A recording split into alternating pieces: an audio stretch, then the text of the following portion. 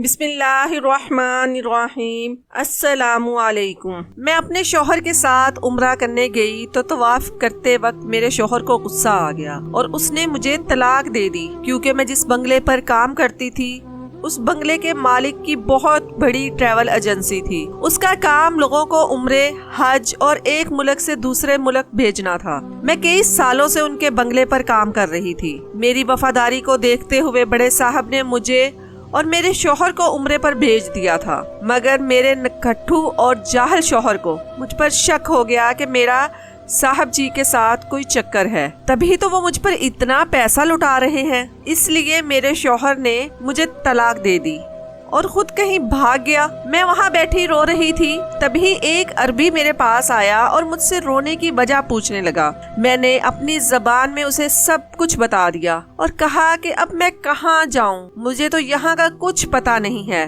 اس عربی کو اردو زبان بھی آتی تھی۔ وہ مجھے کہنے لگا، تم پریشان مت ہو، میری بیوی امید سے ہے، تم 1 مہینہ اس کی خدمت کرو، میں اس کے بدلے تمہیں 10,000 ریال دوں گا، اس کے بعد تمہیں آرام سے پاکستان بھیج دوں گا۔ میں اس کی بات مان گئی اور اس کے ساتھ گھر چلی گئی۔ وہ مجھے کہتا کہ تم میری بیوی کے ساتھ سویا کرو، کیونکہ اسے رات کو ڈر لگتا ہے۔ میں اس کی بیوی کے ساتھ سو جاتی۔ ایک رات میری آنکھ کھلی تو سر پر آسمان ٹوٹ پڑا، کیونکہ اس کی بیوی تو میرا نام کلثوم ہے، میرا شوہر نکھٹو اور جاہل تھا، وہ کوئی کام نہیں کرتا تھا۔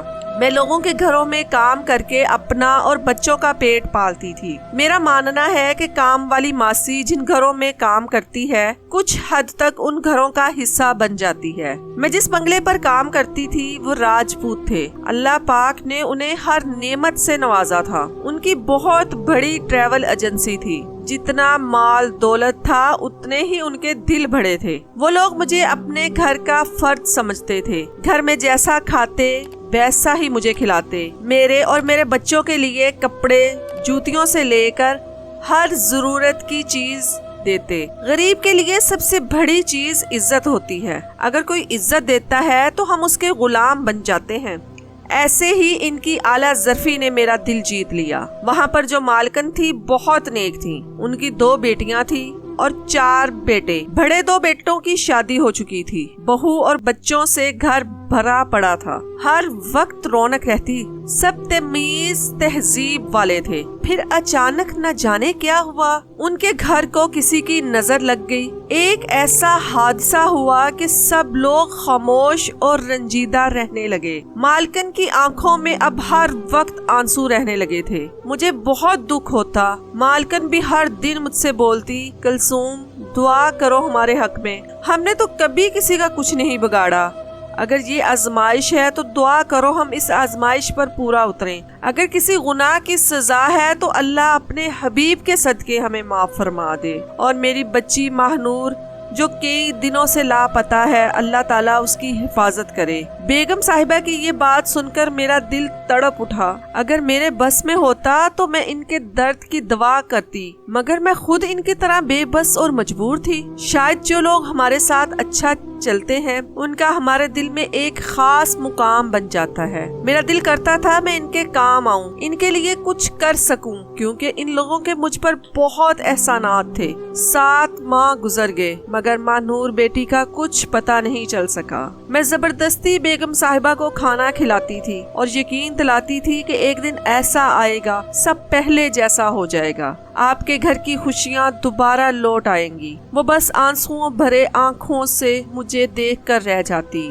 سچ تو یہ تھا کہ اب ان لوگوں نے ماہنور بیٹی جس کی عمر 18 سال تھی اس کی واپسی کی امید چھوڑ دی تھی۔ پولیس بھی اسے ڈھونڈ ڈھونڈ کر تھک چکی تھی۔ سچ کہتے ہیں لوگ، پیسے سے سب خریدا جا سکتا ہے مگر خوشیاں نہیں خریدی جا سکتی۔ اسی دوران ایک روز بڑے صاحب نے مجھے بلایا اور کہا کہ کلثوم تم عمرہ پر جانا چاہتی ہو نا، تم نے ایک بار مجھ سے ذکر بھی کیا تھا۔ میں نے کہا جی صاحب جی، دل تو چاہتا ہے کہ میں اپنے شوہر کے ساتھ عمرہ کرنے جاؤں، مگر مجھ غریب کے پاس اتنے پیسے کہاں سے آئیں گے؟ صاحب جی کہنے لگے، تم دونوں میاں بیوی عمرے پر جانے کی تیاری کرو، ایسے سمجھو کہ اللہ تعالیٰ نے تمہاری دعا سن لی ہے۔ میں صاحب کی بات سن کر بہت حیران ہوئی اور خوش بھی بہت ہوئی۔ اور پھر 1 ماہ کے اندر ہی بڑے صاحب نے ہم دونوں میاں بیوی کو اپنے خرچے پر عمرے پر بھیج دیا۔ میں تو بہت خوش تھی، مگر میرے شوہر کو مجھ پر شک تھا کہ اچانک سے بڑے صاحب ہم پر اتنے مہربان کیسے ہو گئے۔ ایسے لگتا تھا کہ شاید میرا بڑے صاحب سے کوئی چکر ہے۔ خیر ہم دونوں وہاں پہنچ چکے تھے۔ ہمیں وہاں آج تیسرا دن تھا۔ آج طواف کرتے وقت اچانک میرے شوہر کو غصہ آ گیا اور وہ اسی شک کی بنا پر مجھے طلاق دے کر وہاں سے بھاگ گیا۔ یہ میرے ساتھ کیا ہو گیا تھا؟ میں وہاں بیٹھی رو رہی تھی، تبھی ایک عربی جسے اردو زبان بھی آتی تھی وہ مجھ سے میری پریشانی پوچھنے لگا۔ میں نے اسے ساری بات بتا دی۔ وہ کہنے لگا تم رونا بند کرو، تم 1 مہینہ میری بیمار بیوی جو امید سے ہے اس کی خدمت کرو، میں تمہیں اس کے بدلے 10,000 ریال بھی دوں گا اور تمہیں واپس پاکستان بھی بھیج دوں گا۔ میں اس کی بات مان کر اس کے ساتھ چلی گئی، کیونکہ میرے پاس 1 روپیہ بھی نہیں تھا اور میں یہاں کے بارے میں کچھ نہیں جانتی تھی۔ میں اس عربی کے ساتھ اس کے گھر چلی گئی اور اس عربی کے گھر کام کرنا شروع کر دیا۔ اس عربی کے گھر میں بس وہ میاں بیوی ہی ہوتے تھے اور باہر دروازے پر ہر وقت گارڈ پہرا دیتا تھا۔ وہ لوگ کہیں بھی آتے جاتے نہیں تھے۔ پھر بھی کبھی کبھی صاحب باہر چلتے تھے، مگر بیگم صاحبہ کو تو میں نے کبھی بھی گھر سے باہر نکلتے نہیں دیکھا تھا، یہاں تک کہ وہ گھر میں بھی ٹھیک سے نہیں گھومتی تھی۔ اس عربی نے مجھے بنگلے کی بیک سائڈ پر رہنے کو ایک کمرہ بھی دے دیا تھا۔ میں صبح کے 8 بجے ان کے بنگلے میں جاتی تھی اور شام کو 4 بجے واپس اپنے کمرے میں آ جاتی۔ گھر کی صفائی، برتن دھونا اور کھانا بنانا سب میرے ذمہ تھا، مگر اس دوران بیگم صاحبہ اپنے چہرے کو نقاب میں چھپا کر رکھتی۔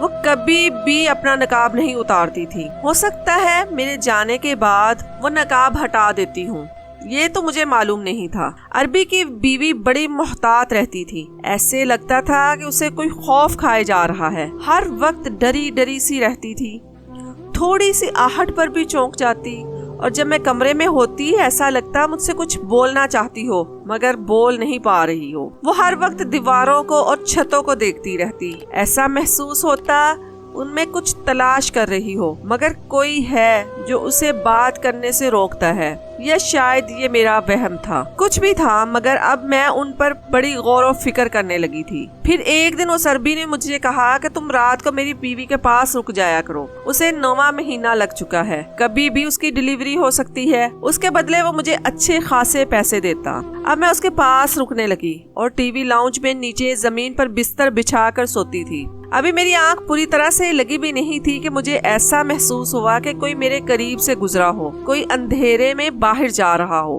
میں بہت ڈر گئی۔ اب میں نے اپنی پوری آنکھیں کھول کر ادھر ادھر دیکھا، مجھے اندھیرے میں کچھ نظر نہیں آ رہا تھا، مگر ایسا محسوس ہو رہا تھا کہ میرے ارد گرد کوئی ہے۔ مجھے اکیلے سونے کی عادت نہیں تھی اور مجھے اندھیرے سے بھی ڈر لگتا تھا، اور میرا سارا جسم ڈر کے مارے کانپ رہا تھا۔ میرا دل کر رہا تھا کہ ابھی اسی وقت یہاں سے بھاگ جاؤں اور اپنے ملک واپس چلی جاؤں، مگر کیا کرتی، میں اب یہاں پھنس چکی تھی۔ اس عربی نے اچھے خاصے پیسے کی پیشکش کی تھی اور مجھے اس وقت پیسے کی بہت ضرورت تھی، اس لیے مجبور ہو کر مجھے اس کی بات ماننا پڑی۔ میں دل میں قرآنی آیتوں کا ورد کر کے اللہ پر بھروسہ کر کے سو گئی، اور جب صبح اٹھی تو یہ بات بالکل بھول چکی تھی۔ سارا دن کام میں مصروف گزر گیا، مگر جیسے ہی رات ہوئی تھکن کے باعث میں جلدی سو گئی، مگر رات کہ نہ جانے کون سے پہر گہری نیند سے میری آنکھ کھل گئی۔ مجھے ٹیرس میں کوئی کھڑا نظر آیا جو فون پر باتیں کر رہا تھا۔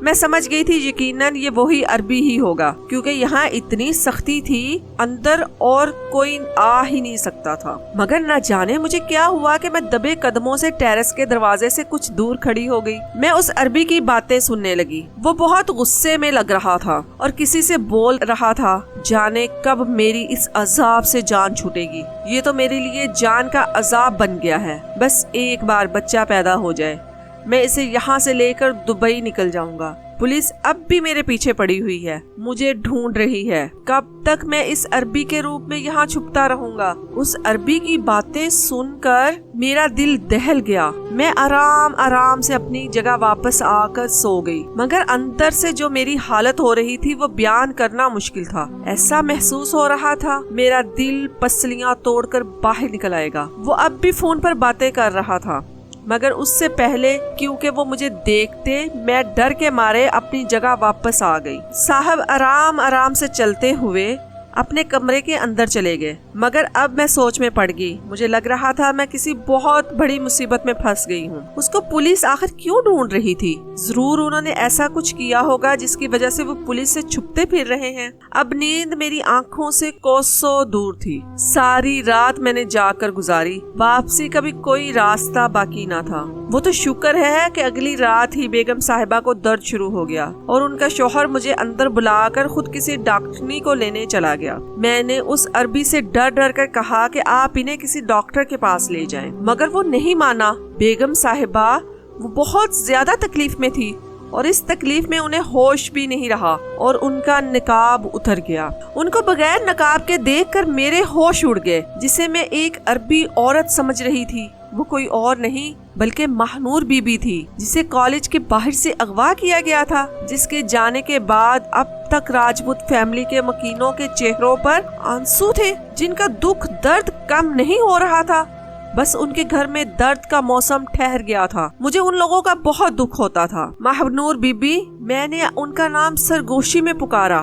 آپ یہاں کیسے؟ آپ کے گھر والے آپ کو بہت دیر تک ڈھونڈتے رہے، انہیں لگتا ہے کہ آپ کو اغوا کیا گیا ہے، مگر آپ تو… میں نے بات آدھے میں چھوڑ دی۔ مجھے حیرت کا شدید جھٹکا لگا۔ اس کے گھر والے اب تک یہ سمجھ رہے تھے کہ ان کی بیٹی اغوا ہوئی ہے۔ ان بھلے لوگوں کو کیا معلوم کہ ان کی بیٹی تو گھر سے بھاگ گئی تھی اور شادی رچا کر اب بچہ پیدا کرنے والی تھی۔ مجھے اس وقت ماہنور پر بہت غصہ آیا اور اس کے گھر والوں پر بہت ترس آ رہا تھا، جو بیچارے اب تک دھوکے میں تھے۔ مگر جب ماہنور نے اگلی بات بتائی تو میرے ہوش اڑ گئے۔ ماہنور بہت تکلیف میں تھی، مگر پھر بھی ہولے سے بولی، کلثوم خالہ، اس گھر میں ہر جگہ کیمرے لگے ہیں۔ میں آپ کو پہلے ہی دن پہچان گئی تھی، مگر اس لیے چپ تھی کیونکہ وہ شخص ہر وقت مجھ پر نظر رکھے ہوئے تھا۔ اسی نے مجھے کالج کے باہر سے اغوا کیا اور زبردستی مجھ سے نکاح کر کے مجھے یہاں لے آیا۔ اب بچہ ہونے کے بعد مجھے یہ دبئی لے جائے گا اور وہاں بیچ دے گا، اور اس نے میرے بچے کا بھی کسی کے ساتھ سودا کیا ہے۔ یہ سب کو بتاتا ہے کہ میں اس کی بیوی ہوں اور ہم دونوں عربی ہیں،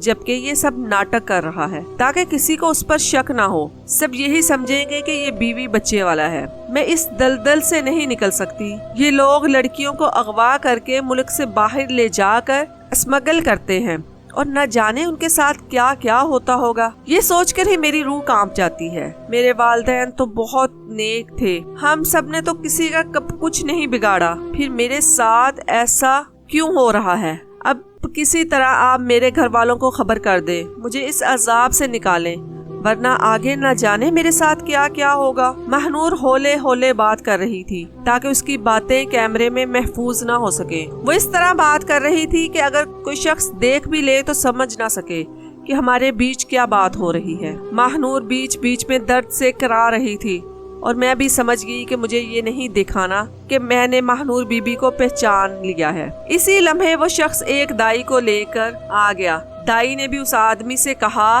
کہ یہ کیس بہت پیچیدہ ہے، آپ انہیں ہسپتال لے جائیں، مگر وہ آدمی بضد تھا۔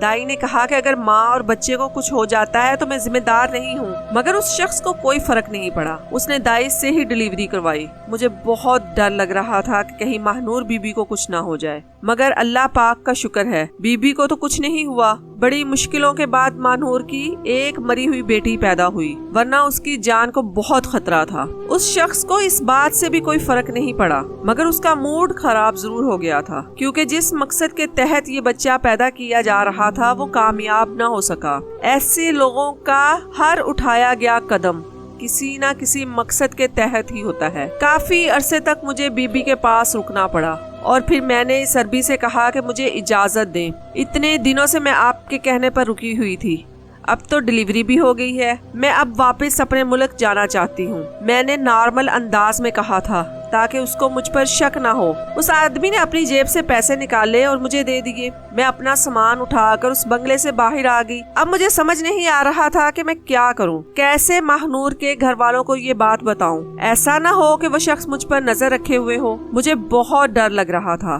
کہ اس معاملے میں الجھ کر کہیں میں خود ہی نہ پھنس جاؤں۔ مجھے طرح طرح کے وسوسے آ رہے تھے، مگر مجھے ان لوگوں کے احسان بھی یاد آ رہے تھے جب میرے پاس 1 روپیہ بھی نہیں تھا اور ان لوگوں نے مجھے اور میرے شوہر کو عمرے کے لیے بھیج دیا تھا اور وہ میرا ہر طرح سے خیال رکھتے تھے۔ یہ تو میری قسمت کہ میرا شوہر مجھے چھوڑ گیا۔ اس سب میں ان کا کیا قصور تھا؟ انہوں نے تو اس برے وقت میں بھی میرا ساتھ بھلا کیا تھا۔ وہ بہت اچھے اور نیک لوگ تھے، ایسے لوگ کبھی نہیں ملتے۔ صرف یہی نہیں، انہوں نے ہر مشکل وقت میں میرا ساتھ دیا تھا، مجھے نوکر نہیں بلکہ اس گھر کا ایک فرد سمجھا ہوا تھا، اور اب اس مشکل وقت میں ان کی مدد نہ کرتی تو یہ سراسر ناانصافی ہوگی۔ میں نے ہمت کی اور وہاں پر ایک اور پاکستانی کو ڈھونڈا جو میری بات آسانی سے سمجھ جائے اور اپنے فون سے میری پاکستان بات کروائے۔ میں نے اپنے پاس ان کا نمبر محفوظ کیا ہوا تھا۔ پھر مجھے ایک پاکستانی مل ہی گیا۔ میں نے اس کے فون سے صاحب جی کا نمبر ملایا اور ساری بات ان کو بتا دی کہ کیسے اس عربی شخص نے بی بی سے نکاح کیا اور اسے اسمگلنگ کر کے یہاں لے آیا ہے اور اب یہاں سے دبئی جانے کا ارادہ رکھتا ہے۔ یہ سن کر بیگم صاحبہ اور صاحب رونے لگے۔ ماہنور بی بی کے بھائیوں نے ہمت کی اور مجھ سے ہر بات پوچھی، گھر کا پتہ بھی لکھ لیا اور مجھے واپس ماہنور کے پاس جانے کا کہا تاکہ اس آدمی کو کوئی شک نہ ہو۔ صاحب جی بولے کہ ہم 2 دن میں ہی تمہارے پاس وہاں پہنچ جائیں گے، تم جا کر ماہنور کو تسلی دو۔ میں نے کہا صاحب جی جو بھی کرنا ہے جلدی کریں، کیونکہ وہ شخص ماہنور کو یہاں سے کسی دوسری جگہ منتقل کرنے والا ہے اور مجھے بھی شاید اب کام پر مشکل سے رکھے گا، کیونکہ ماہنور کی طبیعت خرابی کی وجہ سے ہی اس نے مجھے کام پر رکھا تھا۔ ماہنور کے بھائیوں نے مجھے بہت ساری ہدایات دی اور یوں میں اس عربی شخص کے گھر واپس آ گئی۔ ماہنور سو رہی تھی۔ میں نے اس شخص سے کہا کہ مجھے 2 دن یہاں رہنے کی اجازت دے دو، پھر میں یہاں سے چلی جاؤں گی۔ اس نے ہاں میں سر ہلا دیا۔ پھر وہ 2 دن ایسے ہی گزر گئے۔ آج تیسرا دن تھا۔ ماہنور کے بھائی سعودی عرب پہنچ چکے تھے۔ تیسرے دن میں نے کھانا بنایا اور اس کھانے میں نیند کی دوا ملا دی۔ کھانا کھا کر وہ وہیں بیٹھے بیٹھے ہی سو گیا۔ کچھ دیر تو میں وہاں کھڑی رہی تاکہ دیکھوں وہ پکا سو گیا ہے یا ناٹک کر رہا ہے، کیونکہ ایسے لوگ بہت ہوشیار ہوتے ہیں، انہیں جلدی ہی دوسروں پر شک ہو جاتا ہے کہ کون کیا کھیل کھیل رہا ہے۔ جب میں نے یقین کر لیا کہ وہ بے ہوش ہو گیا ہے تب سکون کا سانس لیا۔ کھانے میں نیند کی دوا ملانے کی ہدایات مجھے ماہنور کے بڑے بھائی نے کی تھی تاکہ وہ ان لوگوں کے آنے پر مجھے اور ماہنور کو کوئی نقصان نہ پہنچا سکے، اور میں چپکے سے واش روم میں آئی اور ماہنور کے بھائی کو فون کر دیا کہ عربی بے ہوش ہو گیا ہے، اب جلدی آ جائیں۔ کچھ دیر کے بعد ماہنور کے بھائی پولیس کو لے کر وہاں پہنچ گئے۔ ان کا ٹریول ایجنسی کا کام تھا، اس لیے ان کے یہاں پر بہت تعلقات تھے۔ گھر کے باہر جو گارڈ کھڑا تھا پولیس نے اس کو بھی حراست میں لے لیا اور اس عربی کو ہتھکڑیاں پہنا کر پولیس کی گاڑی میں تھانے بھیج دیا گیا۔ حالانکہ وہ اب تک بے ہوش تھا، مگر اتنا میں جانتی تھی اب ساری عمر اس شخص کو حوالات میں سڑنا ہوگا اور اسی کے ذریعے اس کے گروہ کو پولیس ڈھونڈ نکالے گی۔ ایسے لوگوں کا یہی انجام ہوتا ہے۔ کافی عرصہ اس مردود نے ماہنور کو قید میں رکھا، انہیں ڈرایا دھمکایا۔ صرف ماہنور ہی نہیں بلکہ اس جیسی نہ جانے کتنی معصوم لڑکیوں کو یہ لوگ ملک سے باہر اسمگل کرتے ہیں۔ اب اس شخص کی پکڑ ہو گئی تھی۔ آخر اللہ تعالیٰ کے قہر سے کب تک یہ بچ سکتا تھا؟ پولیس نے سارے گھر کو سیل کر دیا، سارے CCTV کیمرے بھی نکال لیے۔ مجھے اور ماہنور بی بی کو ان کے بھائی واپس پاکستان لے آئے۔ ماہنور سے مل کر ان کے والدین بہت روئے تھے۔ اس کی اچانک گمشدگی کی وجہ سے سب لوگ بہت زیادہ پریشان تھے۔ ماہنور اب 9 ماہ میں راجپوت ہاؤس کا کوئی بھی فرد سکون کی نیند نہیں سویا تھا۔ ان کے پاس بہت پیسہ تھا اور ماہنور کو ڈھونڈنے کے لیے ان کے گھر والوں نے پیسہ پانی کی طرح بہایا تھا۔ اب سب لوگ میرے مشکور ہو رہے تھے۔ پھر صاحب نے مجھے اپنے گھر کے ساتھ منسلک سرونٹ کوارٹر میں شفٹ ہونے کا کہا اور میں اپنے بچوں سمیت وہاں شفٹ ہو گئی، کیونکہ میرا نکھٹو شوہر تو مجھے چھوڑ گیا تھا۔ اب وہ کہاں تھا مجھے کچھ پتا نہیں۔ ویسے بھی اللہ تعالیٰ نے میری اس سے جان چھڑوا دی، یہی میرے لیے بہتر تھا۔ صاحب نے میرے سارے بچوں کو اسکول میں داخل کروایا۔ میں ان کی بہت مشکور تھی۔ نیکی کبھی رائے گاہ نہیں جاتی۔ ان لوگوں نے میرے ساتھ بھلائی کی تھی اور اس کے بدلے میں نے بھی ان کے ساتھ بھلائی کی، اور پھر سے ان لوگوں نے میرے بچوں کو اسکول میں ڈال کر مجھے اپنے ایسا لگتا ہے کہ جو لوگ کسی کے ساتھ نیکی کرتے ہیں وہ نیکی کسی نہ کسی روپ میں ان کے آگے آ جاتی ہے اور انہیں مشکلوں سے نکالتی ہے۔ جو خلق خدا کی مدد کرتے ہیں اللہ تعالیٰ بھی ان کی مدد کرتا ہے اور انہیں کبھی بھی مشکل کی گھڑی میں تنہا نہیں چھوڑتا۔ آج میں اپنے بچوں کے ساتھ صاحب جی کے گھر میں بڑے مزے سے رہ رہی ہوں۔